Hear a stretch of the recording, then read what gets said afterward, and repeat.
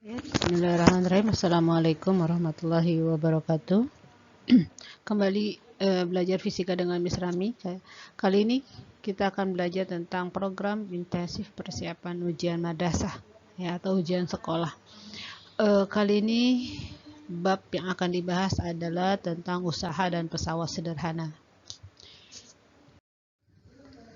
Kita lihat pertama adalah tentang usaha. Ya, usaha adalah gaya yang bekerja pada suatu benda sehingga menyebabkan benda berpindah sepanjang garis lurus dan searah dengan arah gayanya. Ya, jadi ini rumus usaha. Ya, usaha itu disimbolkan dengan W, satuannya joule. Ya, F adalah gaya. Ya, sigma F ini resultan gaya jika F-nya gayanya yang bekerja pada benda tersebut lebih dari 1. Ya, kemudian S itu adalah perpindahan. Ya, satuannya meter gitu ya.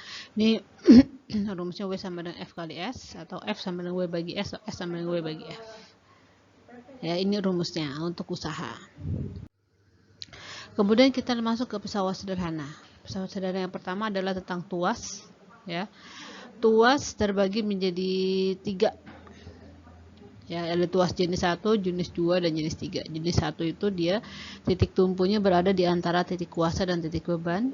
Ya, jenis 2 titik bebannya berada di tengah, ya, di antara titik tumpu dan kuasa. Ya, tuas jenis 3-nya titik kuasanya yang berada di tengah atau di antara tumpu dan beban. Ya. Ini persamaan yang digunakan untuk pesawat sederhana, ya, W dikali LB sama dengan F kali LK. Jadi kita lihat mana sih W-nya mana, LB, LK-nya yang mana, ya. Kita lihat dari gambar ini, ya. Kita lihat dari gambar ini beban WB, ya. LB-nya adalah lengan beban antara beban ke titik tumpu disebut lengan beban, ya. LK itu lengan kuasa, artinya dari titik tumpu ke kuasa atau ke F, ya. Di sini F-nya, di sini W-nya, gitu ya. Nah, KM itu apa? KM itu adalah keuntungan mekanik. Keuntungan mekaniknya itu adalah beban dibagi dengan kuasa, W dibagi F, atau LK dibagi LB. Ya. Nah, ini penjelasannya, ya, untuk LB, LK, dan KM. Ya, untuk W beban, F-nya di kuasa. Lanjut, setelah tuas ada bidang miring, ya. Jadi pesawat sederhana pertama tuas, yang kedua bidang miring, ya. Nah, ini persamaan bidang miring. Nah, gambarnya seperti ini, ya. Jadi ini ada bidang miringnya seperti ini, ya. F, S-nya itu adalah panjang lintasannya, ya. Ini disebut dengan F, panjang lintasannya. H-nya adalah ketinggian bidang miringnya berapa tingginya, ya. W-nya adalah berat bebannya yang akan digeser. F-nya adalah gaya untuk mendorong atau menurunkan, gitu. Nah, keuntungan mekaniknya S per H sama dengan W bagi F, ya, seperti ini. Ini persamaannya. Nah, ini penjelasannya, ya. Baik, kita lanjut ke katrol. Ini katrol ada 3 jenis, ya. Katrol tetap, katrol bebas, dan katrol majemuk. Ya, katrol tetap itu seperti ini. Jadi katrolnya tidak bergerak, hanya talinya dan bebannya saja yang bergerak, gitu, ya. Ini katrol tetap. Keuntungan mekaniknya 1, ya. Keuntungan mekaniknya 1. Nah, kalau ini katrol bebas, ya. Katrol bebas seperti ini. Ya, dianya bergerak katrolnya, ya. Maka di sini keuntungan mekaniknya 2, ya. Nah, kalau katrol majemuk, ya, kalau katrolnya lebih dari 1 atau lebih dari 2, ya, disebut katrol majemuk. Dia keuntungan mekanik sesuai dengan jumlah dari katrol atau jumlah dari tali yang ada di sini. Nah, keuntungan mekanis adalah angka yang menunjukkan berapa kali pesawat sederhana menggandakan gaya. Keuntungan mekanis dapat dicari dengan cara menghitung perbandingan antara gaya beban dengan gaya kuasa yang diberikan pada benda. Gitu, ya, keuntungan mekanis jadi gaya beban dibanding dengan gaya kuasa. Nah, kita lihat soal 1. Beberapa bidang miring mempunyai ukuran seperti gambar ya, yang memiliki mekanis sama. Nah, keuntungan mekanis itu sama yang mana? Berarti kita harus cari ya nih. Nah, kita cari mekanis yang sama, berarti kita cari dulu. Kita cari keuntungan mekanis bidang miring, apa rumusnya? Masih ingat keuntungan mekanis bidang miring itu adalah S per H, gitu ya. Panjang lintasan dibagi ketinggian, gitu. Ya, kita cari satu-satu. Kita lihat yang satu, KM-nya berapa? S-nya berapa? Yang S ini ya, sisi miring ya. Ini S, ini H, gitu. Berarti 3,2 dibagi 80.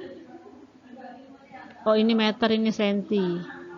Nah, ini jadikan dulu. Jadi 320 senti dibagi 80 gitu ya. Nah, biar satuannya sama. Ya. Berarti berapa nih? 4. Ya. Yang kedua, KM-nya berapa? 3,6 meter dibagi 90 cm. Berarti 360 ya. Dibagi 90. Berarti 4 juga. Yang 3 KM-nya 3 meter dibagi 120 cm. Berarti 300 dibagi 220. Gitu ya. Berarti ini dibagi 3 ya. Kita bagi 3 aja dulu.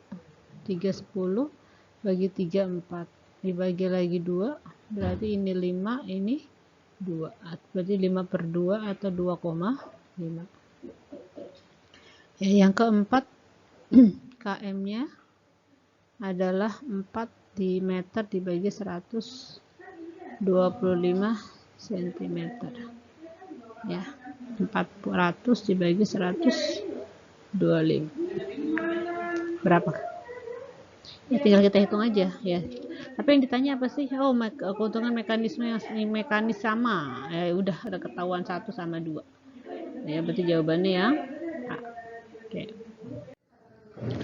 Pembahasan yang nomor 2. Perhatikan gambar miring berikut. Sebuah balok yang beratnya 300 Newton diletakkan pada bidang miring licin. Ya, bidang miring licin seperti gambar. Ya, berapa besar gaya yang diperlukan untuk menarik balok tersebut dari P ke Q. Dari P ke Q, ya berapa gayanya. Nah, berarti kita pakai rumus bidang miring.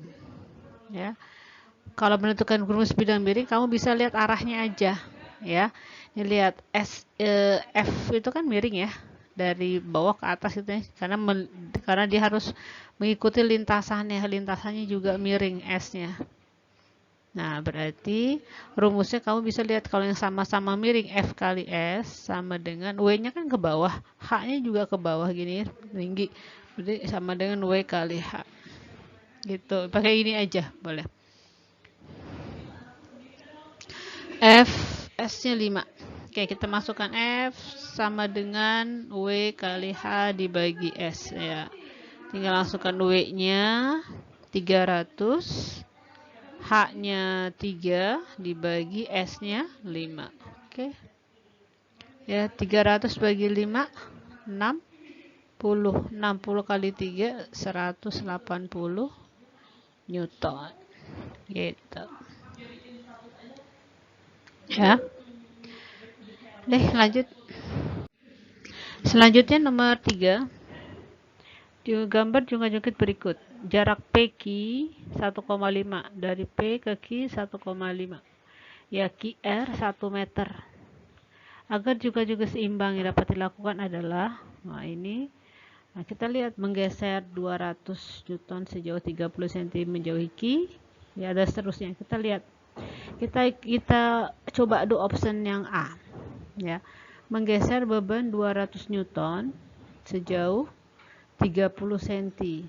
Berarti ini kan tadi 1,5 ya. 1,5 meter. Yang ini 1 meter. Kalau kita lihat menggeser 230 cm menjauhi Q, berarti dia jaraknya jadi berapa? Berarti kan 200 dikali 1,5 meter itu kan sama dengan 150 ya cm. Kalau 1 meter itu sama dengan 100 cm. Udah tinggal 200 kali 150 tambah 30 ya. 30 ya betul. Tambah 30 cm. Ditambah 30 cm berarti 180 sama dengan 360 dikali 100.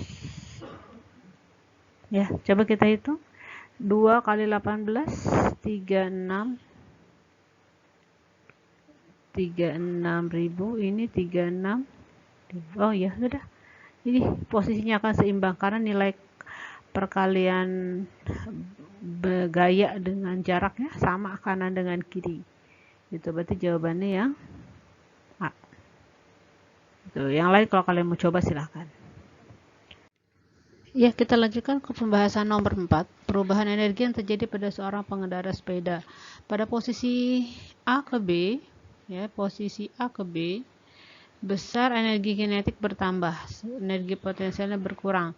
Nah, kita lihat kalau ke atas itu berarti makin tinggi ya. Kalau makin tinggi berarti energi potensialnya makin besar.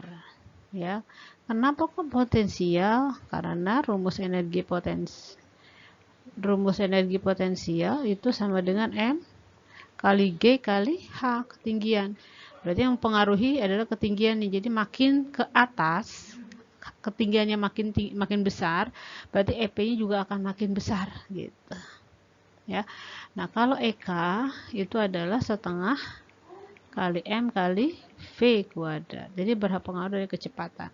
Makin ke atas kecepatannya makin lambat, ya enggak? Kamu naik sepeda makin ke atas makin lambat kan, udah capek gitu ya, udah sini terus sampai ke bawah. Kalau bagian turun cepat gitu kecepatannya besar, berarti makin ke atas EK-nya makin kecil, makin ke bawah EK-nya makin besar. Ya, yang mana jadi betul? Kita lihat satu-satu. Posisi AB besar energi kinetiknya bertambah, salah. Yang B, pada posisi B energi potensialnya paling kecil, salah karena paling tinggi ya posisi EP-nya paling besar ya. C, pada posisi B ke C besar energi potensialnya berkurang, energi kinetiknya bertambah, jadi perubahan energi kinetik. Ya betul yang C. Ya, kenapa potensialnya berkurang? Karena kan ketinggiannya berkurang, H-nya berkurang, berarti energi potensialnya juga berkurang. Ya. Lanjut ke nomor 5 ya. Perhatikan tuas gambar seperti ini. Penumpu P dapat digeser. Ya, penumpu P nih ya, ini dapat digeser-geser sepanjang papan AC. Nah, kuasa mempunyai nilai terbesar jika penumpu P diletakkan pada mana? Ya. Nah, ini kuasa itu ada di sini nih. Nah, ini kuasa di sini. Dia akan besar, ya, mempunyai nilai terbesar kalau apa?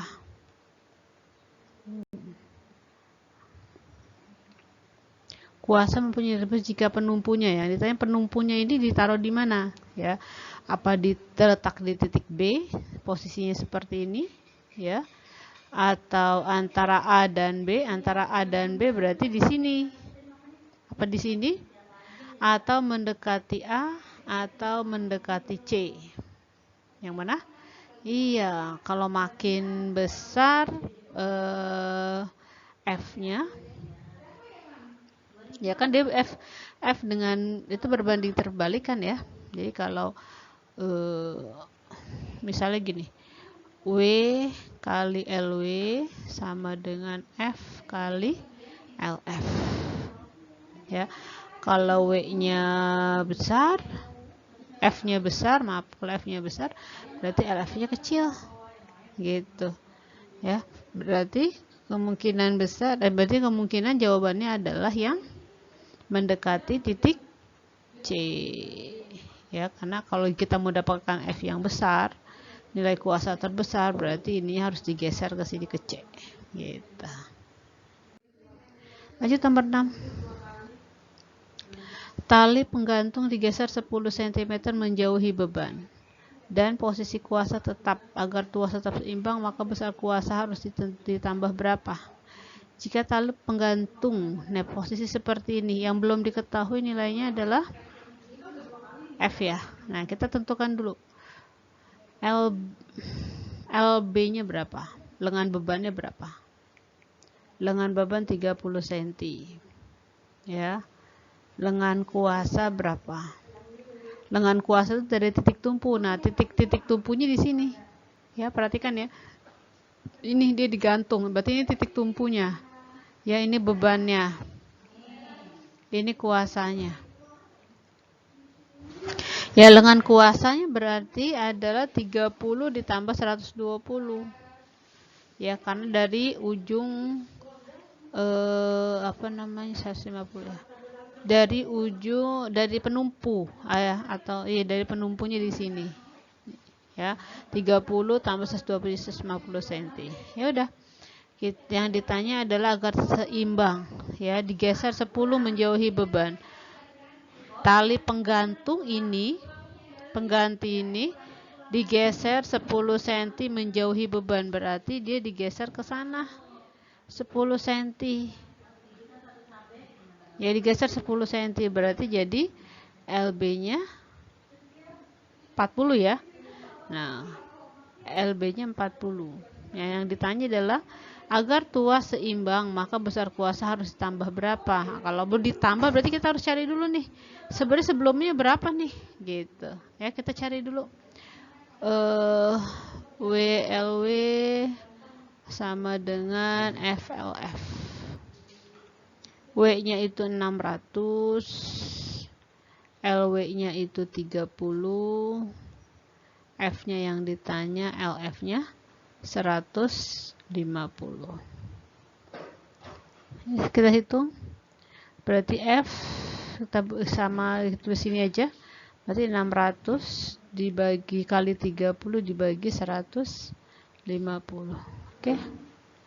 Sama-sama dibagi 30 berarti 5.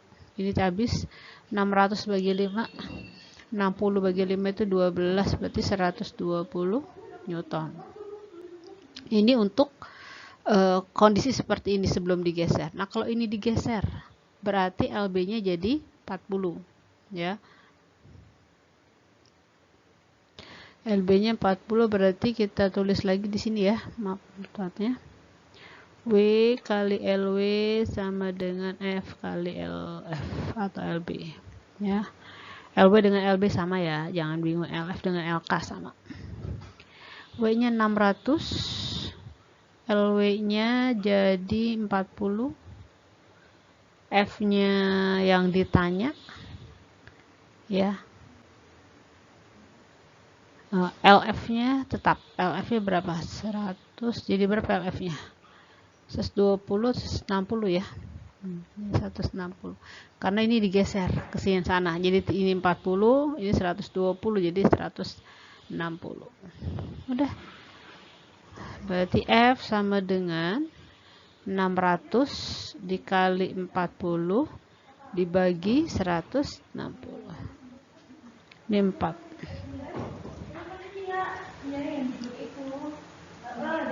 Berarti F-nya adalah 600 dibagi 4, 15 ya. Iya, 100.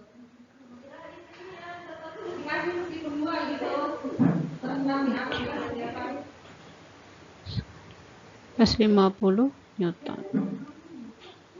Tuh. Ya, oh ini kurang 1 kali jawabannya ya. Nah, 150 Newton. Yang B ya, Miss kasih optionnya 150 Newton kurang 1-nya.